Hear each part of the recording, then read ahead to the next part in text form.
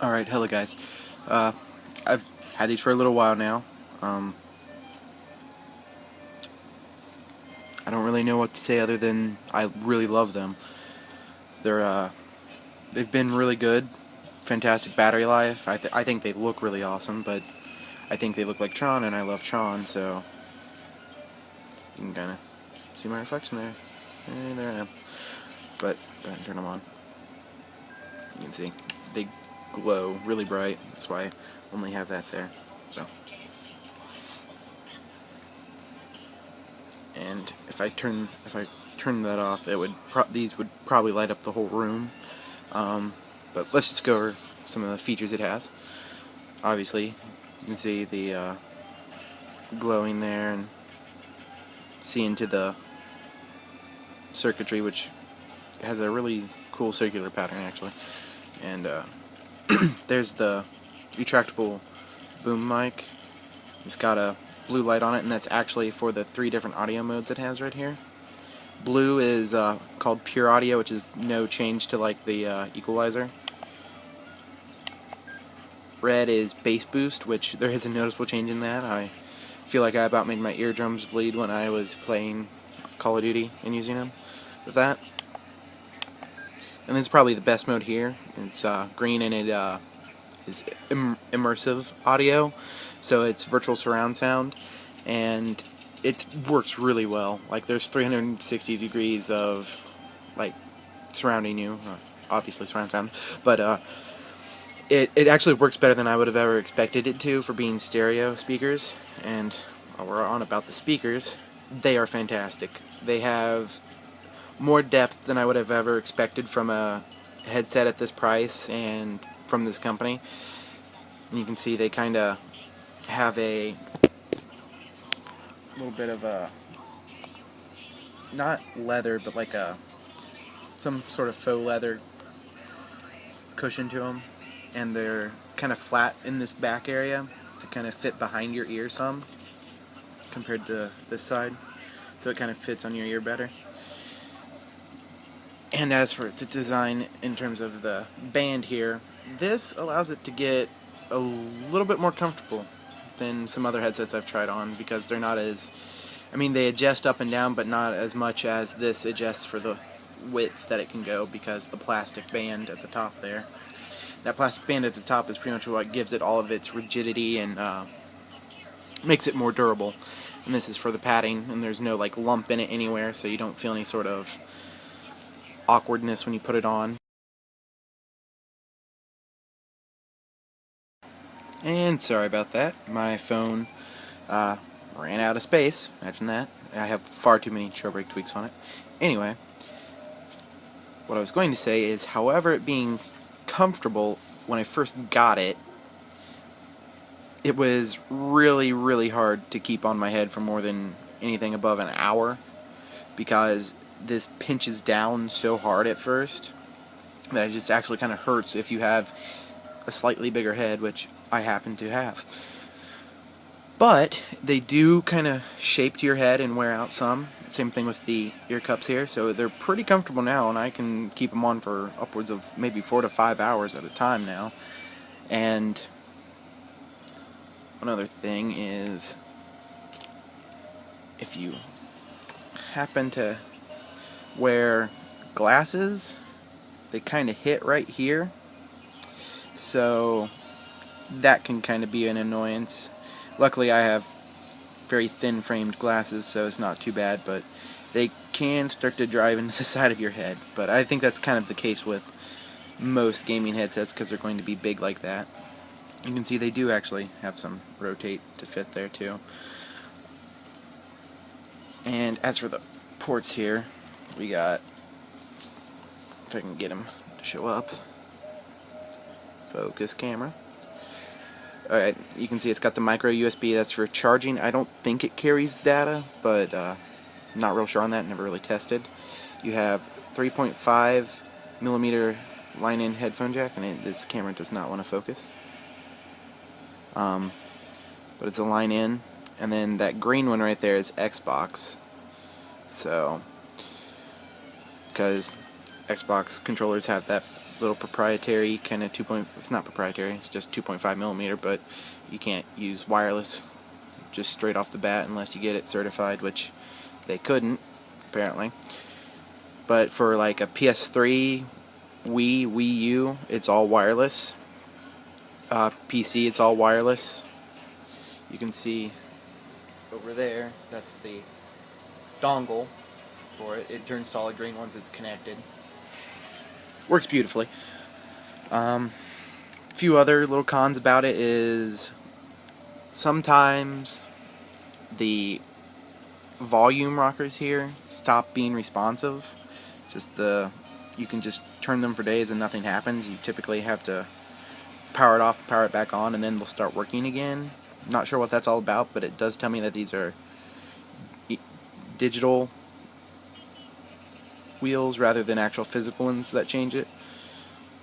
So I've only really seen it happen to me on Xbox, not when I'm using it for PC gaming. And also, if you try charging this and charging a controller at the same time, regardless of where you're plugging them in, even if they're completely separate areas or even plugged into a power supply, you get really bad buzzing, like worse than some Turtle Beach headsets, but it's only when you're charging both things at once. Wired controllers, it doesn't do it with, just controllers that use a charge kit on it. So it's not really that big of a deal because you can just charge one or the other at any given point in time, and these have probably around 10 to 15 hours of battery life easily, in my opinion, from what I've seen. Some people have had like less, some people have had more. It really depends. And the mic is super sensitive. Super sensitive. I can't even stress that enough. It's really bad on Xbox because you'll end up yelling at people pretty much. So I typically keep that back. On computer, it's pretty like normalized. But if you have like a noise gate, that'd be helpful because this will pick up like your TV, any sort of air conditioner or anything. So it's really sensitive. So that's both a pro and a con. All in all, it's still just a fantastic headset for the price I paid, about $90 for a wireless universal headset. I mean, to me that's ridiculously cheap for one. And it seems to just kick butt against like every other headset I've seen. And most of my friends say I sound crystal clear, and most of my friends that have seen it said they want one rather than well, not even Turtle Beach, but like just all those random other gaming headsets like Triton, all sorts of companies make different headsets, and they said they wanted these because they could use it across all their gaming consoles and their computer. And it works with mobile phones too, like iPhone, Android, any smartphone or anything that uses a combo jack, it can plug into. And when you do plug into it, it does not need to actually be on to work.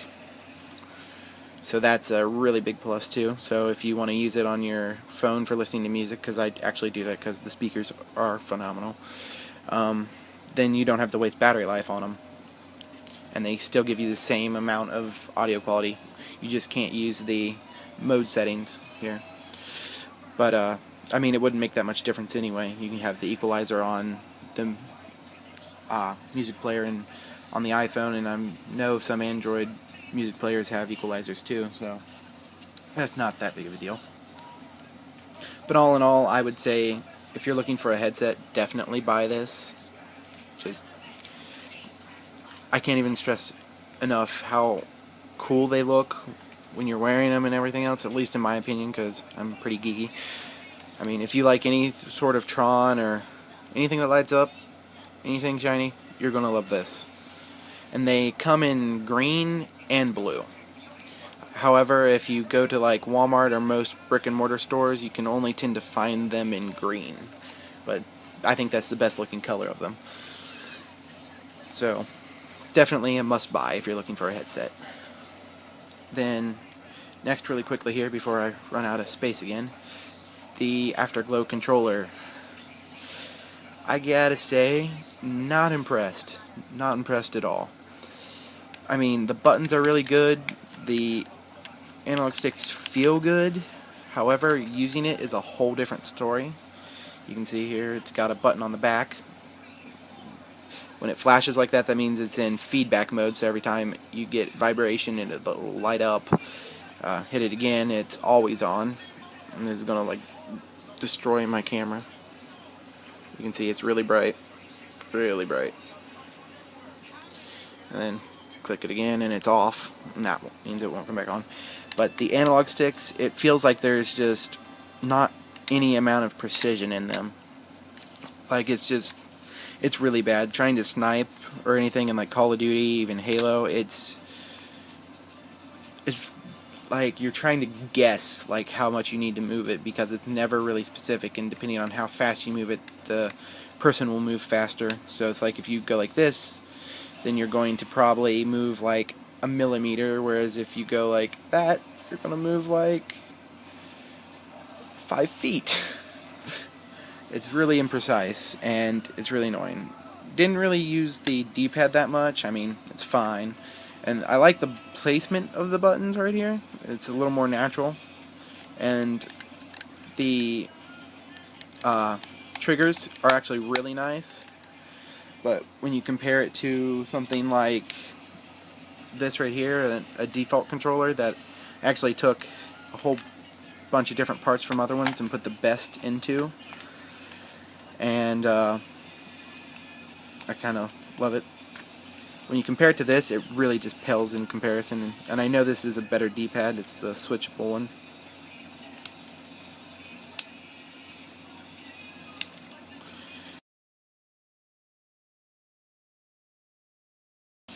It can, here's the cord.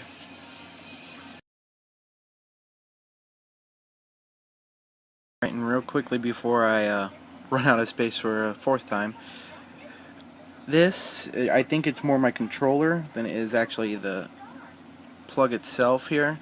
It's a little loose and wiggly, and you'll get some static if you accidentally bump into that. But I think that's more my controller than the actual cord itself. And nothing really feels cheap about these things. Something else to note is, let this camera focus in some, they are compatible, both devices are compatible in Linux. The headset, it's a little finicky to get set up, but it does work. The controller obviously is just a standard kind of gamepad controller setup, so it'll work. And never really had any issues with it besides the analog stick here, which is really unfortunate, but it makes a good secondary controller backup in case someone comes over, or if this decides to break or battery goes out on it. And so all in all, buy, unless you're extremely desperate.